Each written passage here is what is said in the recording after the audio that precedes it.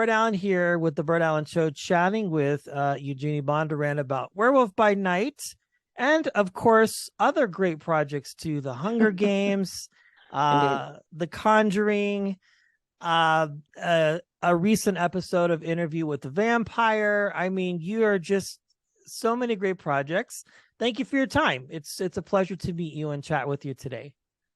Brett, thank you for asking me to be on Yes. your show. I really appreciate it. Yeah, well, Werewolf by Night, if you haven't seen this yet, folks, it's Marvel's first stop into the horror genre. I don't even know if I would call it horror, but it's definitely not what we're used to, but it's obviously based on comics and novels, and our guest is a part of this. Let's talk about this. How was your experience in this when you first found out that you would be not only being in a horror type genre, but also a Marvel movie at the same time? It's a double whammy, isn't it? It's really cool. Well, when I auditioned for this project, and my agent had sent me the information, and I put myself on tape and blah blah blah, but I didn't know that it was a Marvel project. I mean, it was here. They want you to put yourself on tape, audition for this. Here, the sides are pages from a script. If anybody doesn't know what that is, and I went, oh, okay, fine, that'll be fun, and it was fun, and I didn't think anything of it, and then about a month and a half later, or whatever, a month later, which is unusual. Usually it's a little quicker, but I get a phone call from my agent, and I had forgotten about it. Phone call from hi, you were just pinned. Well, okay, I went to college and I was a member of a sorority when I went to college, and pinned means a different thing. I've heard that term before. I've been pinned before for other projects, but it always takes me back to, oh, in college again, pinned to a fraternity guy or whatever. I was in a fraternity, so yeah. I know exactly what you're talking about. That's a whole different conversation, but yeah, I mean, Absolutely. It's exciting. It is exciting, and both terms are exciting, both meanings of the word. So at that point, that's when I heard that it was a Marvel project. And I thought, oh, but in this business, you can't get excited about something. I mean, people do, and I'm happy for them, but I don't get excited about something until I'm actually booked and on the set. Yeah. And when that happened, and I went in for my wardrobe fitting, I thought, oh, this is a Marvel project. Yeah, I was very excited. I'm jumping up and down excited. And no one was here. So, at my home. And Marvel is super secret. You sign all these NDAs, you promise, you take the loyal oath. I'm just kidding on the loyal oath, but still, you don't let anybody know. It is super secret. So, yeah, I couldn't call my sister and say, guess what I just booked? Because it was a Marvel project. So yeah, it was very exciting. And the news also, I didn't really know what I was getting into. And then when I arrived and I met Michael, I didn't know who the director was. And then I met him. And then I realized who he was later. And it was a great experience. Yeah, I could just go on for an hour babbling about that, but it's such a good project, and the characters have been introduced, were introduced in the parks during the Halloween season. Now, I remember when they first started talking about this, and then they are going to make the announcement at D23. I think a lot of people were kind of thinking, well, this might not happen for another year.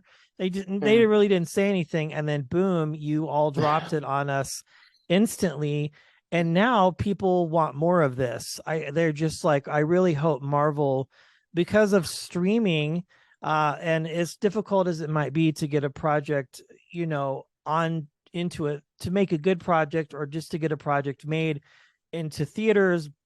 But now with the world of streaming, I think there are a lot more options for people like Marvel and others too, who can just really expand these universes, and if that, you know what I mean, and really provide people with good content. Well, I'm honored to be on the front of that, and how how lucky to be part of this team that, you know, that pushed it forward. I'm a small part of that group. And being directed by Michael Giacone. I mean, my gosh, I couldn't have asked, none of us could have asked for anything better than that. It was such a fun, collaborative experience. I don't know if you've heard from any of the other actors or spoken to them, but what the audience experienced by watching the film, and the excitement, I feel like, and well, not so much the tension, but the excitement and wondering what's going to happen next, and the some of the funny bits. I mean, that was the environment on the set. It was exciting. It was collaborative. It was one of the best sets I've ever been on, truly. And the result, you can see the result. And I hope they do too, Brett. I really do. I hope this is a trend for Marvel. And it seems like the audience likes it. I think this was a very unique, special thing that hopefully is the beginning of something terrific. Yeah, well, I think when the Morbius film came out, even though that is still technically a Marvel character but owned by somebody else, I think that was kind of like letting people know, hey, we're really wanting to explore all these other types of characters that exist in the Marvel Cinematic Universe. And it makes it fun. Well, you did a great job in this, as well as other projects. Yes. I want to go back a little bit, because we were joking about being in college and fraternities and sororities. And really, your start, you've worn many hats. You were modeling, you've done a lot of different things, but where did the journey begin for you as an actor? At what point did that start for you? You want the truth? Yeah. I'm just like, well, might as well. Okay. You know, when you're in your 20s and 30s, things just happen and you go, oh, okay. Well, that's pretty much what happened. I had been modeling, and I was in Paris, and I had a boyfriend who, my base was New York, and my boyfriend moved from New York, my boyfriend at the time, New York, to LA. And he said, oh, you should come and visit. And I thought, send me a plane ticket, because, you know, I was busy. I was doing runway in Paris, and I had an agency who liked me, and blah, blah, blah. And so he said, okay. And he did. So I ended up going out there to visit, and that lasted a year. And then we broke up. We danced on that. And that is how I got into acting. Wow. Oddly, you know, I'm 6'1", I'm very thin, I'm angular, and LA at that time was that the market for modeling was not tall, thin, angular. That just, it was like oil and water. So a friend of mine said, why don't you join my acting class? I thought, oh, for heaven's sakes, I don't want to be an actor. And look, I ended up working out. So, and I ended up started working, and working again and working more. And then I started teaching. So I had the teaching component and teaching acting, and the acting, you know, and performing component. So that's been really fun. So that's how that started off. So started in LA, and then spent, you know, X amount of time there. And my journey is one that, you know, at a certain time frame in Los Angeles, several years ago, a woman, a female, would come to a certain age, get to a certain age, and it was like she was brought out to pasture. So I felt like that was starting to happen with me. And I thought, okay, it's time to move back to New Orleans.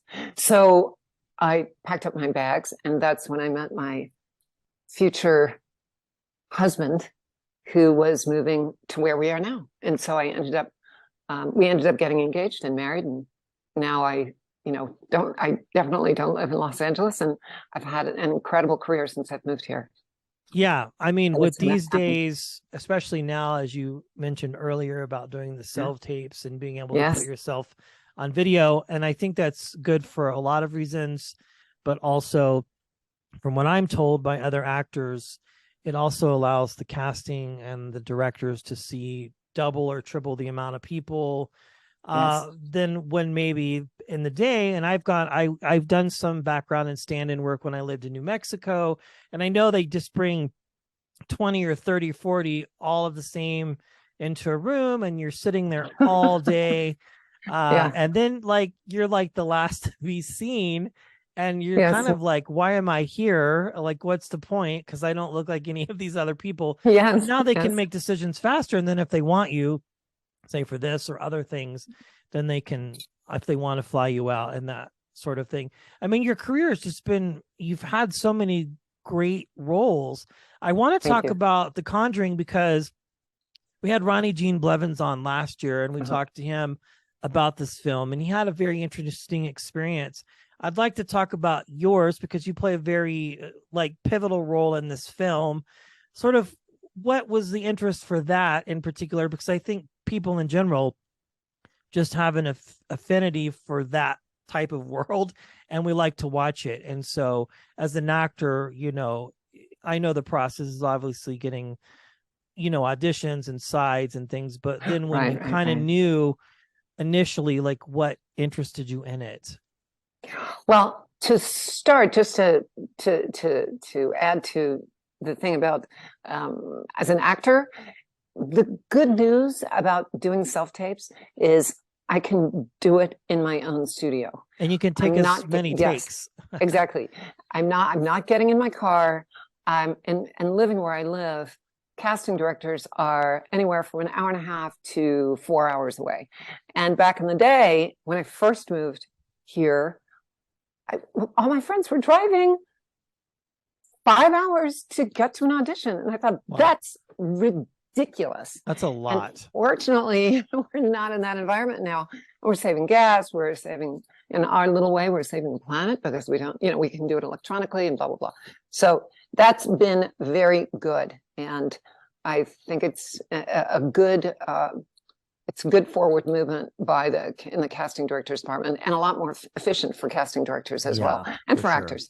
So in regards to The Conjuring, you know, I've never seen any of the Conjuring movies. I am a scaredy cat, truly, good,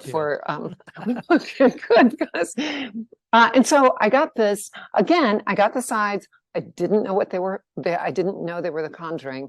All I knew was that it was a creepy, you know, this character was very interesting, kind of creepy character, and they didn't even really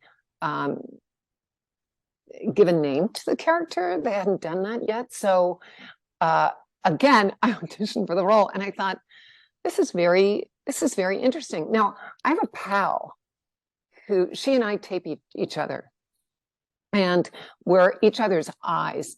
And when I was putting myself on tape for that, she said, oh my gosh, she just gave me goosebumps. Well, I thought, oh, Pusha, no. And she said, seriously, oh my gosh, she freaked me out. What? I was like, what? Are you kidding? And so we did about, I think I sent in 2 takes, something like that. And then I got director's notes. And when I got director's notes, when you get director's notes and you're an actor, you realize, oh, okay, so you've been pushed forward, and you're really, that's like kind of ahead of the line. You're like, okay, you know that you are on a strong hold for a particular role. That's a big deal to make it. You know, you're jumping like 4 or 5 steps. Indeed, you are. And usually what actors do is they go, okay, now it's time to buckle down, because what that director is trying to do is see how directable you are, B, what different takes can you give him or her for this particular reading. You've got to dig a little bit deeper. It's almost as if you're preparing for being on the set. Not to say that when you're auditioning, you're not doing that. You are. But auditions have very quick turnarounds. And so you do as much as you can with that quick turnaround. But when you get director's notes, they give you a few more days, and you better be solid on your feet. So oddly, I don't know if you want me to get into this, but oddly, I had a cold, okay? And I get these director's notes and I go, oh my God, oh, so I grab my husband who never tapes me. It's like, no, don't mix the husband with the taping process. So yeah, please don't drag me into your world. Yes, don't do it. So I drag him in. I said, you don't have to do anything but press the button. That's all you have to do. And he did. And I sent Shavs about 8 different takes and just different. And my nose is sore. It was like red nose and watery eyes. And anyway, that's how I ended up booking that. And yet again, I got pinned for that. And then, I ended up getting booked for it. So the experience of that was outstanding. I had not been given a script, and I was asked to do a reading. And so when you're asked to do a reading, that means most of the actors are there and they're all reading their parts. Well, it's kind of difficult because I'm thinking, well, the only thing I have and the only thing I've read are my sides. Are they still the sides? I don't know whether that dialogue's still in there. I don't know where this character is coming up in the script. I don't know any of that. So that was interesting. And that was the first time I got to hear the entire story. So, and then we were filming, sorry, I have a cat, an 8-month-old cat. That might be, you can see her ears right there. That's cute. I don't know. So we were, getting ready to film. And again, I mean, the only time I had read this script was at that script. Whoa, sorry. It's okay. Wait, where are you? Oh, sorry. Wait. She just turned on the music, so I can't see you now. I can. All right. So I was at that scripted reading. So every day I would get sent, okay, this is what we're doing today. What? So it was an interesting experience in regards to that. But going on set, what was so cool was the amount of detail and how passionate everyone was about this project. And Shavs, who I'd love to work with him again. Michael Shavs is like a boy in a candy store. We're filming a Conjuring movie, and he's very specific. And once you understand his methodology, on directing, you really get into the groove of working and seeing how they work. Again, to me, being on that set, it was like being on a masterclass. I'm working with Patrick Wilson and Vera Farmiga. Holy moly. They're incredible. And they both have different styles of acting. So as an acting coach, I look at that and all I want to do is absorb whatever they're doing and take it back to my class and say, hey, okay, this is how this works. It was fun. Yeah. Well, interestingly enough, Ronnie said the almost exact same things that you just said about his experience on the film and things like that. Very cool. Well, again, such a great career. Thank you. Absolutely. And again, as we mentioned off tape, I had been looking forward to talking to you for a while. I've watched a lot of your interviews and again, I was just fascinated. This film, Werewolf by Night, everybody, is available to stream on Disney Plus. Please watch this, and we want Marvel to make more of these types of films. And I know you have other things that you're in the works on, so that's very exciting. Eugenie, thank you for thank you. Yeah. Thank you for inviting me, Brett. I really appreciate it. In fact, tonight I'm going to see a preview of a project I did. So, oh, wow. 115 grains. Yeah. I actually play therapist, which is actually kind of normal for me. That's a little bit of a departure from what you're used to. I think, wow, okay. Funny. Was that a stretch or what? So when does this film come out? It'll be coming out next year. They don't have the date yet. I guess I'll find that out tonight.